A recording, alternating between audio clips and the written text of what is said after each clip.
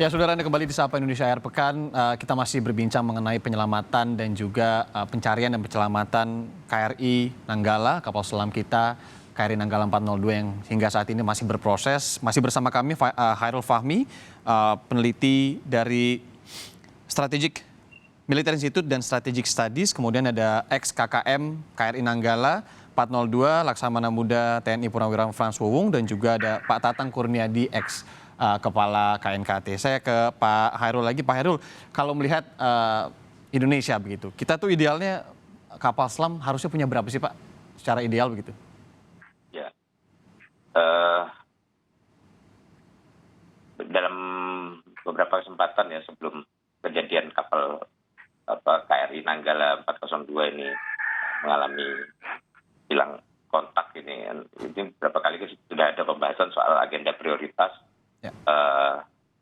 Terkait pembelanjaan kapal selam ya. Nah, kebutuhan yang disampaikan adalah ya minimal 12 kita miliki kan. Itu minimal ya. Saya kira karena kenapa saya bilang minimal, karena ini kan terkait dengan minimum essential forces. Artinya ini kebutuhan minimumnya ya 12 itu. Dan sampai sekarang kita baru punya 5 ini pun ya yang baru 3, yang 2 ini kelas Cakra, KRI Cakra dan KRI Nanggala ini kan sudah cukup lanjut ya, walaupun sudah mengalami peremajaan sistem, sudah juga pemeliharaannya juga sudah optimal, tapi tentu saja tidak bisa disamakan dengan yang lebih dengan kapal-kapal yang lebih muda, dan ya sudah perlulah dilakukan penambahan yang juga mengikuti teknologi terkini. Oke, Anda melihat apa sih kendala di Indonesia ini? Karena kita ketahui bahwa kalau anggaran sebenarnya di tahun anggaran saat ini yang Menteri Pertahanan baru juga Pak Prabowo menyatakan anggarannya 8 triliun, ini yang kedua ya. Yang pertama ada AU yang paling tinggi 8,1, kemudian di AL 8 triliun. Tapi kalau Anda melihatnya apa hambatan atau kendala kita masih belum bisa memperbarui alutsista ini dengan yang lebih baru gitu? 12 jauh sekali ya angkanya kalau idealnya. Ya, saya kira selain kendala anggaran ya, ada juga kendala yang kita lihat adalah soal kedisiplinan pada prioritas, disiplin pada prioritas, dan ini yang seringkali terjadi ya, perubahan prioritas, perubahan daftar belanja gitu ya, seiring dengan katakanlah pergantian pemerintahan yang kemudian diikuti juga mungkin ya penyesuaian orientasi kebijakan begitu ya. Itu seringkali mempengaruhi soalan belanja alutsista ini.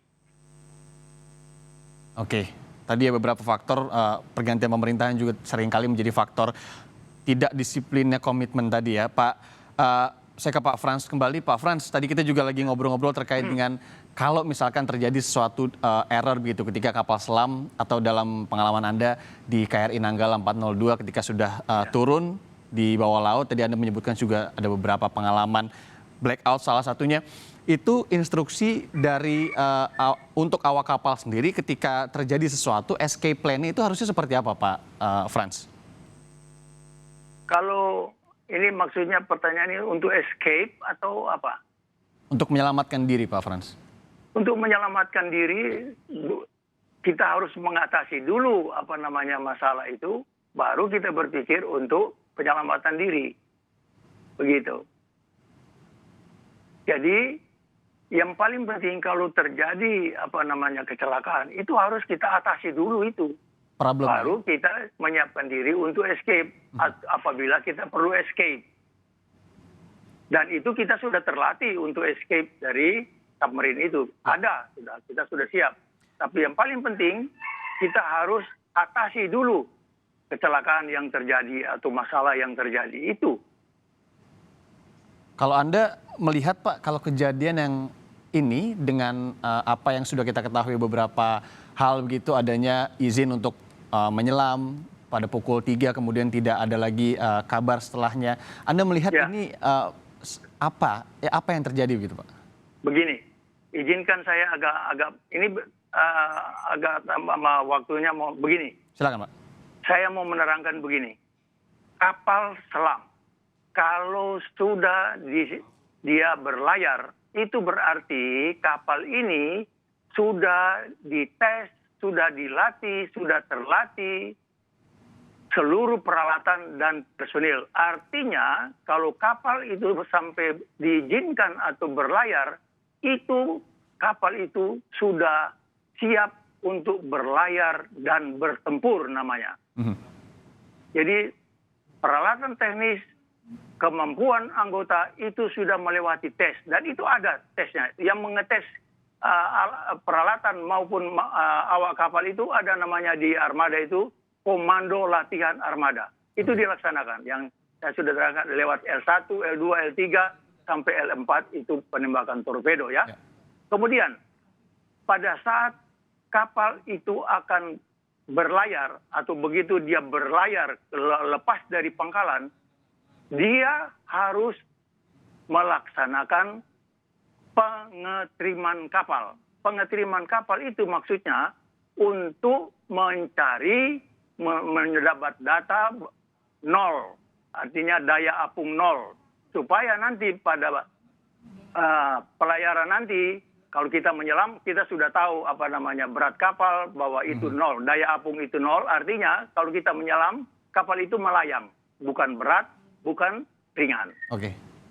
Jadi itu yang kita laksanakan. Nah, pada saat mau kita keluar dari pangkalan, kemudian mau berlayar, itu harus dilaksanakan. Nah, pada saat pengetriman itulah dicari apa kapal ini masih berat atau sudah cocok atau apa. Setelah itu baru kita nyatakan bahwa kapal ini selesai ditrim dan kapal layak atau siap untuk menyelam. Jadi kalau informasinya bahwa kapal ini kecelakaannya itu pada waktu menyelam, itu berarti dia sudah siap itu untuk menyelam. Jadi kenapa ada masalah ini? Berarti ada masalah tadi. Katanya itu blackout, berarti itu tadi. Ada kesalahan teknis di sistem tenaga. Yang dari baterai ke peralatan lewat konverter dan ada trouble di peralatan itu. Dan ada lagi. Pengalaman saya, kalau kita mau menyelam berarti kemudi untuk menyelam itu yang keluar kan. Nah kalau dia terjadi trouble dengan power, berarti si kemudi itu tetap ada di luar, dia tidak masuk otomatis. Jadi kapal ini akan terus menyelam. Oke.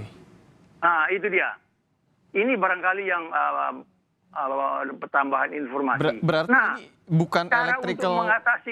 Cara untuk mengatasi itu ada sebenarnya. Kapal itu dihembus. Dikeluarkan lagi air yang ada di tangki pemberat pokok. Itu akan mendapatkan daya apung positif. Oke. Begitu. Maaf Pak Frans, tadi yang Anda bilang bahwa kendalinya itu kemudian menjadi seperti otomatis membawa kapal selam ini ke bawah terus. Ini apa? Kejadiannya ini kalau apa yang rusak begitu? Apakah ini terkait juga electrical?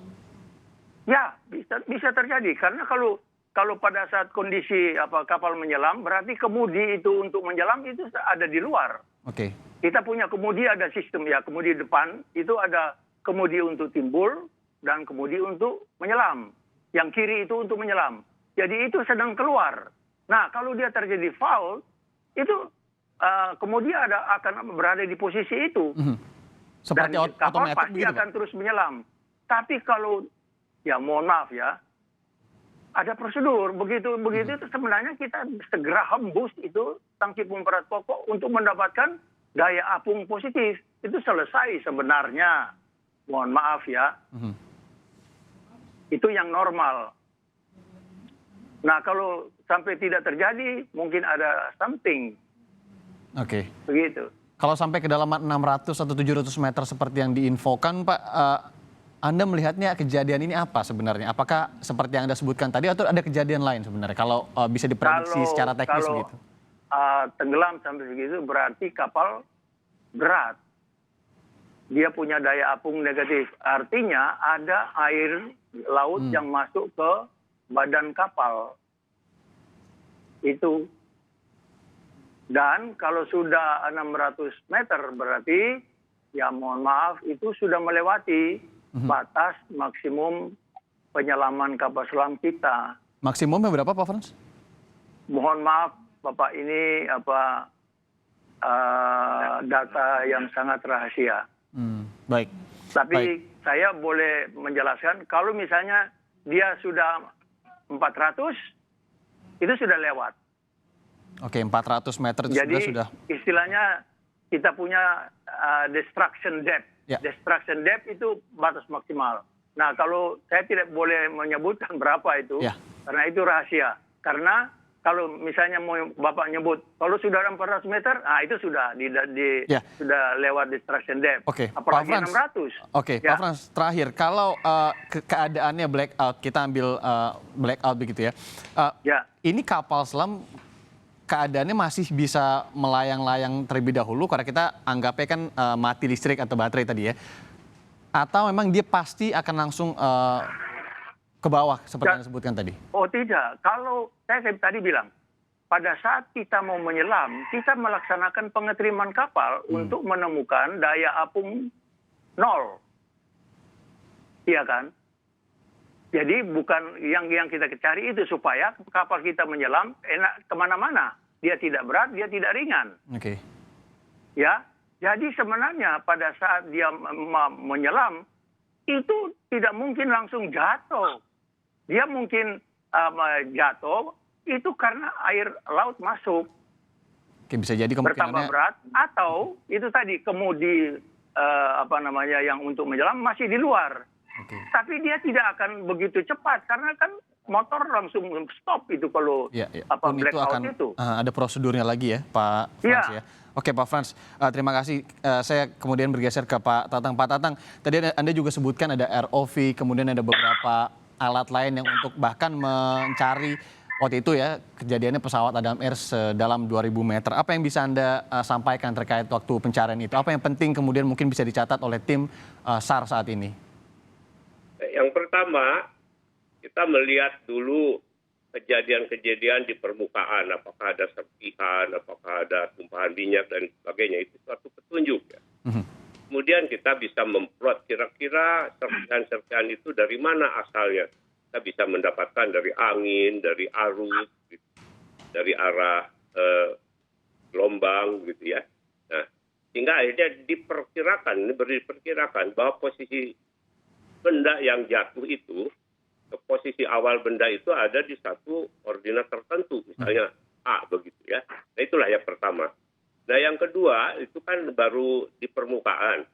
Apakah benda itu ada di kedalaman atau tidak? Nah kalau dalam pesawat ada yang namanya finger itu ya, penunjuk. Itu finger itu nempel di black box itu. Ya. Dan dia akan mengeluarkan suatu frekuensi rendah itu 37,5 yang bunyinya ping ping gitu. Ping locator itu Nah, ya, Pak? itu bisa didapat oleh finger locator. Nah, jadi ini karena tidak ada fingernya, tetapi itu kan ada metal itu. Juga ya kapal selam itu. Mestinya ini oleh satu sistem sonar gitu, sound navigation and rain itu. Itu bisa didapatkan posisinya, lokasinya. Itu secara teori ya, faktanya mungkin akan lain, banyak aspek lain lagi yang mempengaruhi. Nah, sesudah didapatkan itu, barulah diperhitungkan cara untuk menolong. Nah, pada saat yang saya terkait dengan Adam Air itu, yang diambil itu adalah black box gitu. Jadi pesawatnya diabaikan. Ya. Oh, oke. Kita mengambil black box, karena black box itu yang diperlukan oleh kita adalah data-data untuk mengungkap kenapa kecelakaan itu terjadi. Nah, Tentunya, pada saat itu, dari finger itu sudah didapatkan posisi 2 ya. Berarti kita dapatkan ini ada 2 black box ini, ada 2 finger. Itu yang menemukan kapal Amerika, kapal perang Amerika ya, dari Sears itu. Dapatlah 2 posisi itu. Nah, posisi itu diberikan pada kita, silahkan ambil begitu. Itu sampai 8 bulan baru kita mengambilnya. 8 bulan lama itu. Dan pada saat diambil kita menggunakan satu peralatan yang saat itu sangat populer ya, karena fungsinya. Jadi alat itu disebut kalau sekarang itu ROV. Ada juga Remotely itu, operated vehicle itu ya Pak ya? ya itu remote ya, Oke. dikendalikan dari jauh. Ada juga yang sudah didesain namanya itu AUV. Jadi automatic underwater vehicle gitu. Itu sudah didesain, itu otomatis gitu ya.